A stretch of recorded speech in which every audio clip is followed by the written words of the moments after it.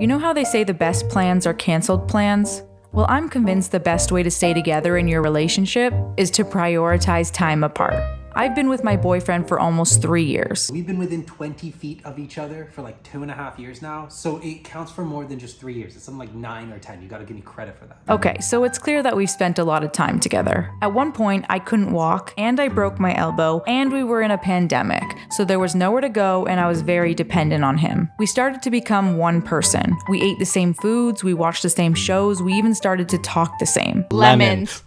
You might dream of that kind of relationship. I did. I'm the firstborn child with separated parents, so I grew up idolizing unrealistic romance from movies. But if you think back to when you first meet someone, you remember that you were drawn to them because of their uniqueness, their otherness. You were two separate human beings with individual passions, quirks, and characteristics, and you were drawn to each other. Your goal, in a way, if you wanted a romantic relationship, was to close the gap on those differences. But it was never to morph into one person. It wasn't for me anyway. I didn't want my other half. I wanted my other whole. I missed my separateness. I missed what made me me. My own thoughts, my own emotions, my own physical space. Call it divine intervention, but my boyfriend got COVID and had to spend 10 days out of our apartment so I wouldn't get sick. I was concerned for his health, but I was also excited. This was my chance to reawaken my independence.